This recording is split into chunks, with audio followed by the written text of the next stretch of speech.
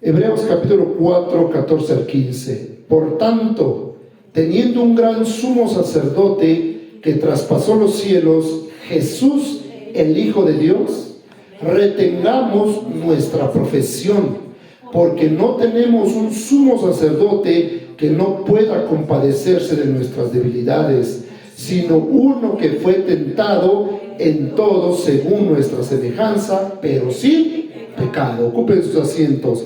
Este tema, hermanos, se llama Venciendo en Cristo. Venciendo en Cristo. Muchas veces, o muchos creyentes se han preguntado alguna vez de esto: ¿de qué manera puedo yo vencer?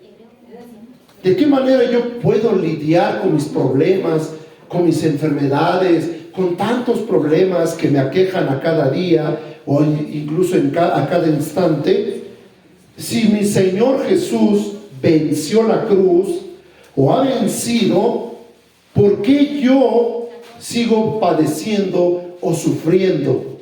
Los grandes hombres y mujeres de Dios, ya sean profetas, ya sean apóstoles, discípulos, experimentaron diferentes y grandes circunstancias y obstáculos, hermanos. El mismo Maestro, incluso el Señor Jesucristo, nuestro Dios, tuvo que enfrentar una agonía antes de ir a la cruz, ¿sí o no? Él sufrió bastante. Ya vimos ese tema en otro estudio, la agonía en Jesús, la agonía de Jesús. Amén. Cuando Él está sufriendo en el lugar de Getsemaní, que significa prensa de aceite, cuando Él está llorando, tiene miedo, está sudando gotas de sangre y sus discípulos allá durmiendo. Amén. Y Jesús fue 3 veces a ellos y siempre los halló durmiendo y le dijo: bueno, ¿no pueden velar una hora conmigo?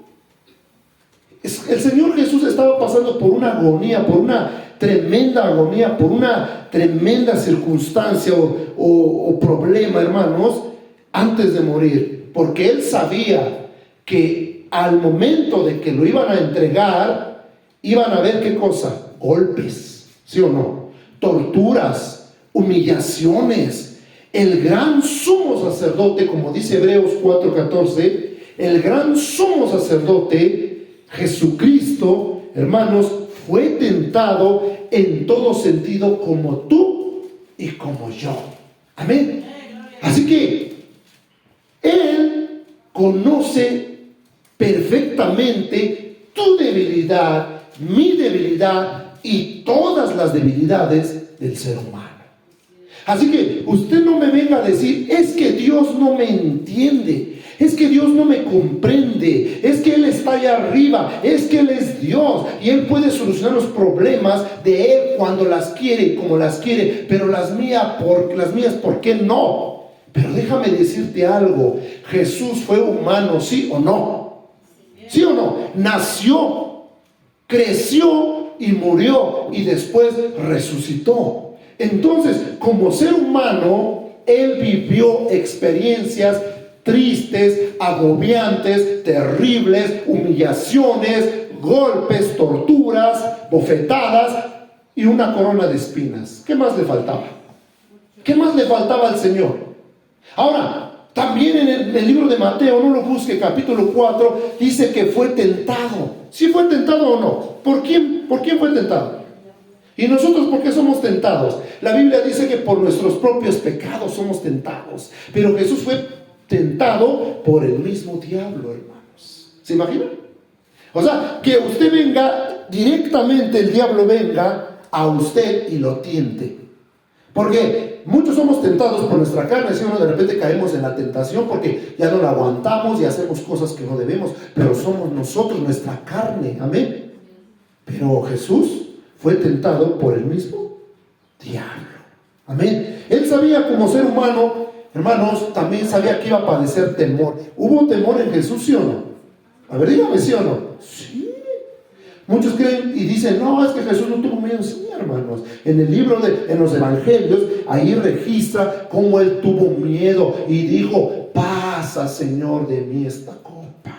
No la quiero beber. ¿Cuántas veces nosotros hemos dicho, no quiero beber de esta copa, de este cáliz, de esta amargura, de este dolor, de estas circunstancias, de estos problemas que me pasan? ¿Cuántas veces ya se lo has pedido a Dios? Ya no quiero beber. Pero Jesús dijo algo: pero no se haga como yo, sino hágase tu voluntad. ¿Verdad que a veces es difícil aceptar la voluntad de Dios, hermanos? Es difícil decirle al Señor: heme aquí, aquí estoy, Señor, haz lo que tú quieras de mí. Es difícil. Mas en cambio Jesús humano, no Jesús como Dios, sino Jesús humano, soportó esas aflicciones y dijo: ok, Señor, voy a la cruz, hágase tu voluntad. Sabía que él iba a padecer temor, angustias, incluso dudas a lo mejor le pasaron por la cabeza. Incluso allá en la cruz, cuando tenía abiertos sus brazos y sentía la agonía y la muerte, dijo: Dios mío, ¿por qué me has? ¿Lo dijo o no lo dijo? ¿Por qué lo dijo? Ahora, muchos dicen: no, pero es que Dios lo abandonó, no es posible. ¿Cómo es posible que siendo su papá Dios lo dejó ahí en la cruz solito? Hermanos, Jesús tenía que padecer para cumplir lo que las Escrituras decían. Y sobre todo, para darte a ti salvación. El regalo más precioso que ningún ser humano te puede dar. Mire, los doctores te pueden dar medicamentos para tu salud. El psicólogo, el psiquiatra, alguna cosa te puede ayudar. Los seres humanos de aquí, la ciencia o X cosa. Pero nadie en este mundo puede darte salvación. ¿Sí o no? ¿Quién fue el único que pudo regalarte salvación? Jesucristo. A ver, ¿qué hubiera pasado si él no hubiera muerto, hermanos? Si él hubiera sido tentado o hubiera caído en la tentación del diablo. ¿Qué hubiera pasado si en el momento, en lugar de Getsemaní, cuando él estaba orando, hubiera dicho: ¿sabes qué, Padre? Yo no aguanto, ahí la dejamos, yo no voy a la cruz, y hubiera salido huyendo? ¿Qué hubiera pasado con nosotros? No hubiésemos encontrado salvación. Entonces él padeció temor, angustia, dudas, problemas, persecución y hasta la muerte, y muerte de cruz. Quizás nosotros podemos, hermanos, pensar que Dios no sabe lo que está pasando en nuestra vida, o a Él no le importa. Dios está consciente de nuestra carga y desea ayudarnos. ¿Sí o no? Bueno, miren, ¿saben lo que sucede? Satanás tratará de llenar tu mente con sugerencias negativas. ¿Cuántos de aquí somos negativos? Los que sufrimos de ansiedad o depresión, siempre, hermanos, es negativo todo. Tu mente te dice: no puedes, no lo vas a lograr, te vas a morir, no vas a salir adelante, siempre vas a estar así, siempre vas a sufrir, siempre vas a llorar, nunca vas a sanar. ¿Sí o no? Eso es lo que dice tu mente. Pero estas sugerencias son negativas para ver si estas penetran a nuestros corazones, ¿verdad? Y si penetran, y luego ¿qué es lo que hace? Hace que nuestra fe mengüe, ¿sí o no? Hace que tu fe mengüe. Por ahí una hermana me decía: me hace falta mucha fe. Sí, porque las sugerencias de Satanás penetran ¿a dónde? A nuestras mentes. ¿Y Satanás qué te dice? No vas a poder. Mira, Dios no te escucha, Él está ahí arriba, sentado ahí, ahí teniéndolo todo, pero tú mírate, estás sufriendo y eres hijo de Dios. Así le decían al salmista David, hermanos: ¿dónde está tu Dios? ¿Y saben qué él decía? Mi Dios está en los cielos. Amén. Y Él sabe lo que hace y sabe cuándo hará de mí lo que Él quiera, porque Él es Dios. ¿Sí o no? Pero nosotros pasamos por diferentes circunstancias muy desafiantes. Muchos, desafortunadamente, bajamos la guardia. ¿Qué es bajar la guardia? Por ejemplo, cuando tú estás peleando con alguien, no digo que lo hagas, ¿verdad? Pero cuando alguien pelea con alguien, o un boxeador está peleando con otro que es profesional, si él baja la guardia, ¿qué sucede con él? Lo noquean, hermanos. ¿Sí o no? Por eso dice: nunca bajes la guardia, pelea. ¿Sí? Los que hemos estudiado taekwondo siempre nos recomendaron: no bajes la guardia, porque el día que bajes la guardia te van a dar uno aquí en la oreja, en la nuca, y caes como casi muerto, te noquean. Y sí es cierto, ¿sí o no? Entonces muchos de nosotros los cristianos bajamos la guardia y empezamos a dudar. Dejamos de orar. ¿Cuántos han dejado de orar aquí? ¿Por qué? Porque oramos y oramos y oramos y oramos y parece que Dios está sordo, ¿sí o no? El día jueves lo decíamos, ¿sí o no?, en el estudio del verdadero ayuno, que cuando nosotros no oramos como debe de ser, no ayunamos como debe de ser, miren, hermanos, Jehová no será nuestra retaguardia. Amén. Entonces nosotros empezamos a dudar. ¿Y qué empieza a pasar? Dejamos de orar y empezamos a renegar contra Dios. Hasta cierto punto no es malo renegar, pero ya cuando nos pasamos de la raya y dejamos de creer totalmente en Dios, es cuando empezamos a pecar. Y luego mucha gente vuelve a vivir en su antigua vida. Mire, no estamos muy lejos. Una hermana que acudía a la iglesia y tenía fuertes luchas, bajó la guardia y ahora hasta creo, hermanos, está practicando brujería. Terrible, ¿no? Muchos retrocedieron y ahora están haciendo cosas que no deben, porque bajaron la guardia. Satanás ganó. Amén. Porque el enemigo no le cuesta nada hacernos pedazos, ¿sí o no? Porque la Biblia dice que anda como león rugiente, buscando ¿a quién? ¿Al mundo? ¿A los de allá afuera o al cristiano? Al cristiano, buscando a quien devorar.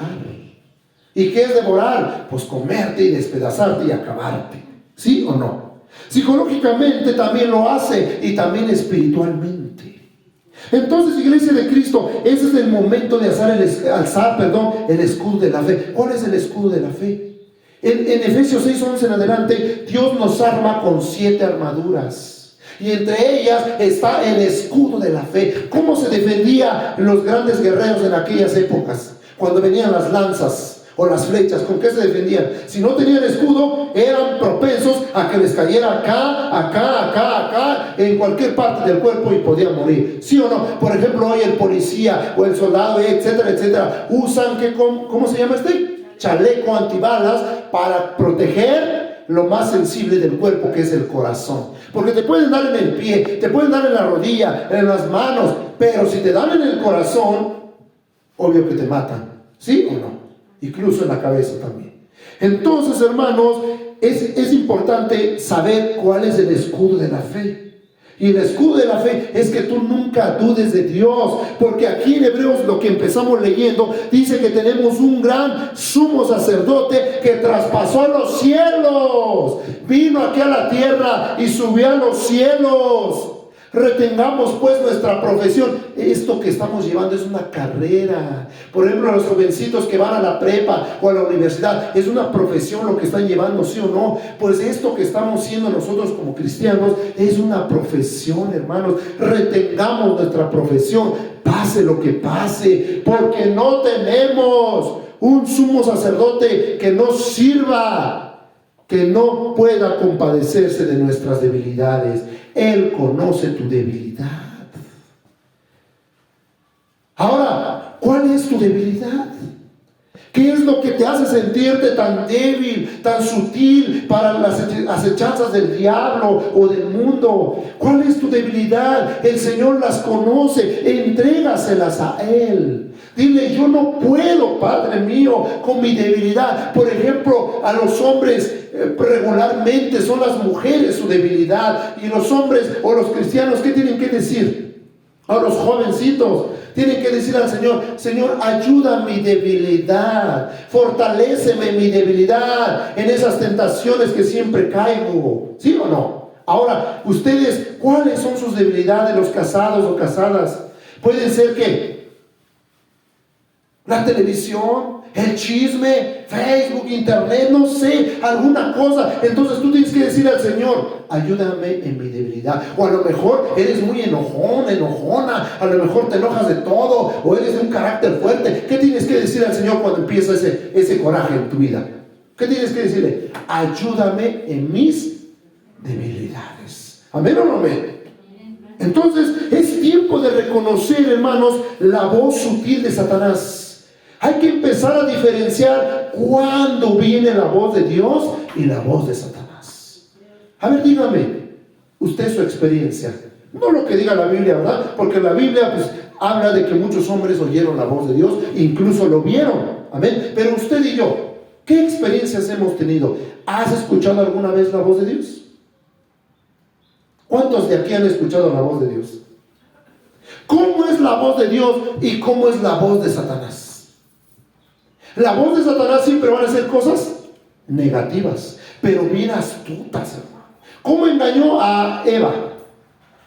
Le dijo, Dios te dijo que si vas a comer este fruto te vas a morir. ¿Y qué le dijo Satanás? No es cierto, Dios les mintió. Cuando ustedes coman de este árbol o de este fruto, no van a morir, van a ser como dioses, sabiendo el bien y el mal. ¿Engañó a Eva, sí o no? Y cayó Eva y todo se vino para abajo. Le dijo a Adán, ándale mi amorcito, prueba este fruto, está bien rico. Y Adán, como quería tanto a Eva, pues se lo comió. ¿Y qué pasó? Todos caímos en transgresión o en pecado. Entonces hay que saber diferenciar la voz del diablo y la voz de Dios. ¿Cuántos de aquí Dios les ha hablado alguna vez? ¿Cuántas de aquí han escuchado alguna vez que Dios les dice, hijo mío, esfuérzate, yo estoy contigo, sigue adelante? ¿Cuántas veces has escuchado esa voz? ¿Y cuántas veces también has escuchado esa voz del diablo que te dice, no puedes, no lo vas a lograr? Entonces hay que empezar a diferenciar y reprender cuando es del diablo, hermano.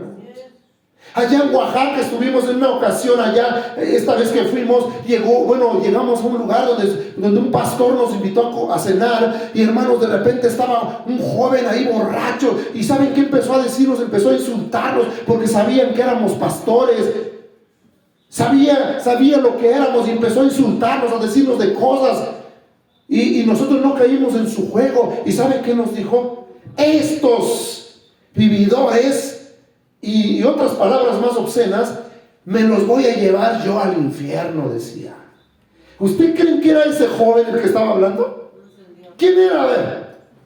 Era el mismo diablo, porque sabía que en esa noche habíamos predicado una predicación hermosa, donde hubo sanidad, donde hubo mucha gente que fue liberada, hermanos, e íbamos bien gozosos, contentos, y el diablo inmediatamente afuera nos atacó.